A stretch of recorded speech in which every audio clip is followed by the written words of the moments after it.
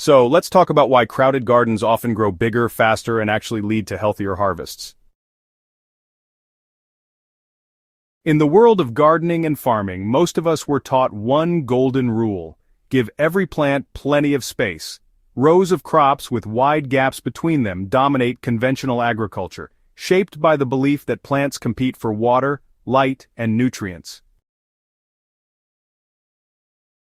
But nature tells a different story. In forests, jungles, and meadows, plants don't grow alone. They grow shoulder to shoulder, weaving roots and branches together in complex, life-giving systems. This principle lies at the heart of permaculture and syntropy. Planting too close isn't a mistake, it's an opportunity. Done intentionally, dense planting improves plant health, soil vitality, and ecosystem resilience. For September, a month of seasonal transitions, spring in the southern hemisphere and autumn in the northern hemisphere, this lesson is particularly powerful. Plants are either waking up or winding down, and how we arrange them determines not just yields, but the survival and richness of the whole system. One of the greatest benefits of planting densely is the creation of a microclimate. When plants grow close together, their leaves, stems, and canopies form layers that regulate temperature, humidity, and light. Instead of being fully exposed to scorching sun, frost, or wind, plants shelter one another. For example, fruit trees that blossom early in spring often face the danger of late frosts. Flowers caught by frost can wither, wiping out an entire season's harvest. But when surrounded by companion plants above and below, those same flowers are cushioned. Warmth is retained, airflow is gentler, and frost damage is less severe. In tropical regions, crops like coffee and cacao thrive under partial shade, avoiding the stress of direct, unbroken sunlight. In temperate regions, tender species survive cold snaps because their neighbors act like living insulation. In every climate, microclimates are the difference between survival and failure. What happens above ground is only part of the story. Below the soil surface, roots form networks as dynamic as city streets. A single plant can only do so much. It penetrates soil at a certain depth, associates with a certain set of microbes, and releases a limited spectrum of sugars and compounds. But when many plants grow together, their root systems overlap and complement one another. Deep taproots pull up minerals and water from far below, making them available for shallow-rooted neighbors. Fibrous, web-like roots stabilize soil structure and reduce erosion. Together, these roots inject organic matter into the soil, feeding an astonishing diversity of fungi, bacteria, and larger soil life.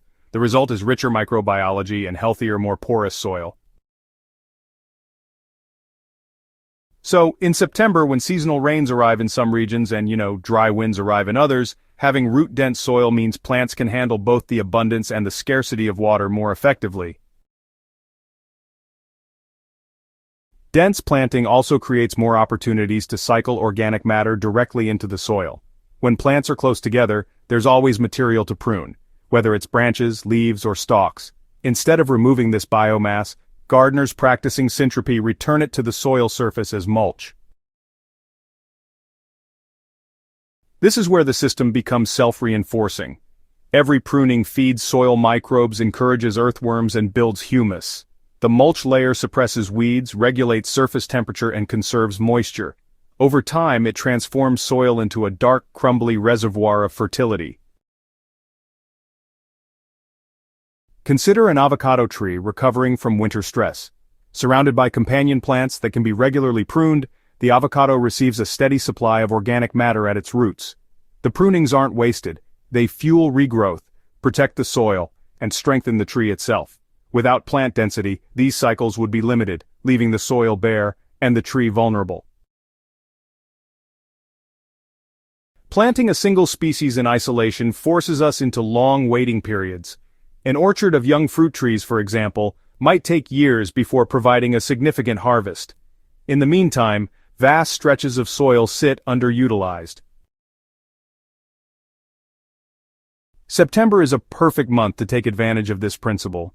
In the northern hemisphere, it's the season to interplant autumn vegetables beneath still maturing fruit crops, ensuring ongoing harvests as days shorten.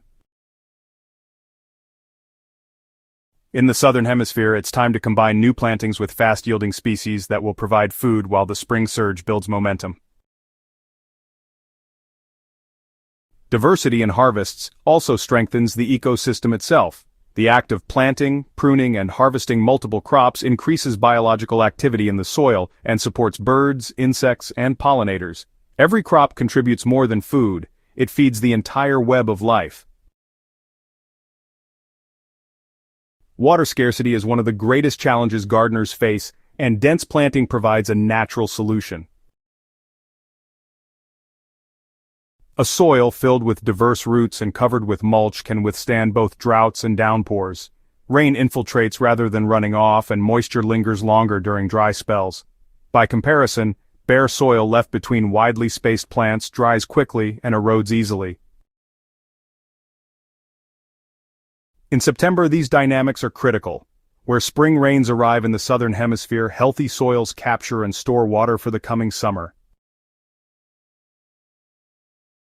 In the north, where autumn brings unpredictable weather, root-dense soils stabilize conditions for winter crops. Nature does not plant in neat rows with wide spacing.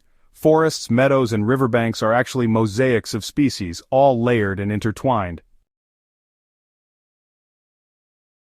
When we mimic this principle in our gardens and farms, we're really aligning with the natural order.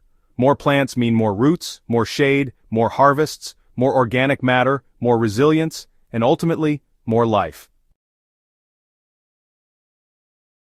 Planting just one tree or crop isn't wrong, but it limits the possibilities. Planting in dense diversity transforms land into a thriving ecosystem that feeds both people and the planet. Planting close together challenges old beliefs, but the evidence is undeniable.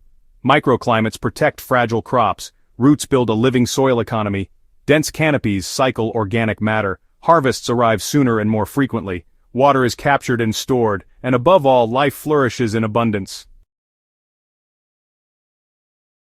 For September gardeners across the globe, the invitation is clear. Treat your garden like a forest edge.